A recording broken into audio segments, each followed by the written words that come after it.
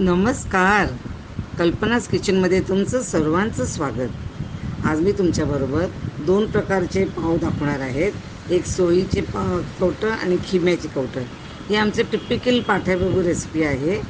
तर चला आपण बघूया साहित्य काय लागते. तर पहिला मी ईस्टचं नुसतं साहित्य दाखवते तुम्हाला. बटाटा, चण्याची डाळ, बेकिंग सोडा आणि हे ईस्ट ह्याचं मी तुम्हाला लिंक देते वरती. तर तुम्ही ते कसं करायचं ते मी माझ्या चॅनलवर तुम्ही पाहू शकता. ओके.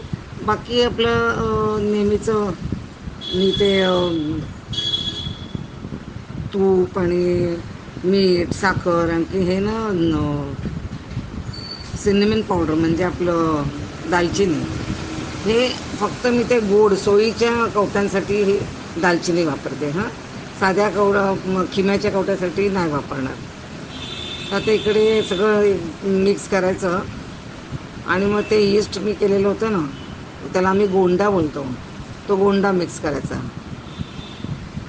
की हे बघा. आणि आता मी ते वरचं ते घेतलं आहे फेस. नंतर ते पाणी पण मी घेणार, पण ते सगळं गाळून घेईन म्हणजे बटाटा आणखीन चण्याची डाळ आहे ना ती आली नाही पाहिजे. तर मी मला 2-3 रेसिपीज आहेत दाखवलेले गोंडा कसा करायचा तो. आता मी इथे लिंक देते तुम्हाला परत. मी तुम्हाला शोधायला नको. हे बघा, ते पाणी आहे ना ते पण आपण वापरायचं. आणि नेहमी आपण मळतो ना पीठ, तसं पीठ मळून घ्यायचं. तुम्हाला दिसतं बटाटा आणखीन हे चण्याची डाळ जरा चिकट होते आणि आहे जरा थोडंसं मेहनत आहे. पण ते कवटं, आम्ही त्याला कवटं म्हणतो पाठ्या प्रभू ह्याच्यामध्ये कम्युनिटीमध्ये आम्ही ह्यांना कवटं म्हणून बोलतो. तर खिम्याची कवटं आणखीन सोयीची कवटं. तर पहिला मी सोयीची कवटं दाखवते तुम्हाला. हे बघ, असं पिठाचा गोळा छान झालेला ना. आता मी 1 तास झाकून ठेवीन तो.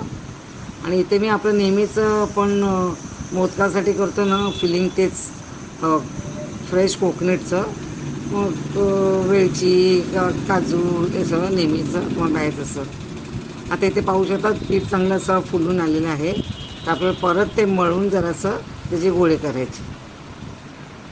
आणि इथे मी एक दाखवते तुम्हाला करताना. आपण मोदक करतो ना तसंच करायचं, फक्त मोदकाचा शेप नाही द्यायचा. फक्त ते गोल अंड्याचा शेप द्यायचा, म्हणून त्याला कवट. आम्ही अंड्याला ना कवट म्हणून बोलतो, कवट. म्हणून हे कवट्याचं अंड्याचं शेप आहे ना, म्हणून त्याला आम्ही कवटं म्हणतो त्याला. ठीक आहे. हे बघा, सगळे तिकडे दिसतात ना ते असे अंड्याच्या शेपसारखे केलेले.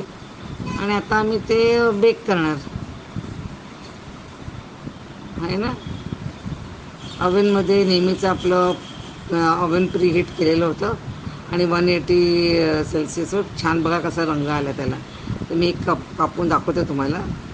गरम गरम आहेत तरी मी कापते तुम्हाला दाखवायसाठी. हे बघा, आहे ना किती छान लागतात ते. वाव. आता आपण खिम्याच्या कवटांकडे वळूया. त्यासाठी मी इथे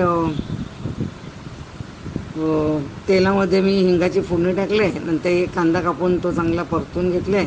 आपण खिमा करतो ना तसाच, फक्त जरा सुका, कारण ते फिलिंग करायचं ना आपल्याला. आणि हा खिमा आहे ना मी कुकरमध्ये आलं लसूण हळद घालून मी तो शिजवून घेतला आहे. सो आपला खिमा कुक्ड आहे. म्हणजे इथे आपल्याला वेळ नाही लागणार करायला.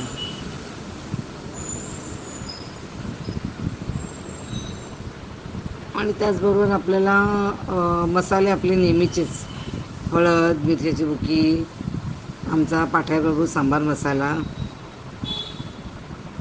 आणि मीठ.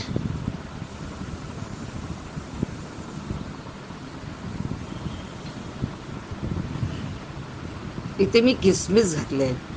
किसमिस ती छान लागते चव मग. आणि मीठ. किसमिस ऑप्शनल आहे. तुम्हाला नाही आवडत नसेल ना तर किसमिस तुम्ही अवॉइड करू शकता. पण आम्हाला आवडते. मध्येच ते दाताखाली गोड काहीतरी येते ना, ते मस्त लागते. आता ह्याच्यामध्ये आता वाटाणा तर वाटाणा घालते. तर वाटाणा पण मी शिजवून घेतलेला आहे बघा. शिजवला वाटाणा मी. म्हणजे आता काय मला 2 कांदा आणि ते मसाले नीट व्हायला पाहिजे. आता त्यासाठी मी इथे पीठ करून घेतलेलं आहे आणि बघा तुम्हाला खिमा कसा सुका झाला आहे ना. आणि हे पीठ केलं आहे, त्या पिठामध्ये मी आता ते स्टफिंग करणार. सेम मी तुम्हाला जसं दाखवलं ना सोळीचे कवटं, तसंच खिम्याचे कवटं. मग त्यांचं फिलिंग वेगळं आहे बघा, असं दिसते ते कवटं. तर आजची रेसिपी आवडली असेल लाईक, शेअर आणि सबस्क्राईबचं बटन प्रेस करायला विसरू नका. आणि हो, माझा व्हिडिओ पाहिल्याबद्दल धन्यवाद. बाय.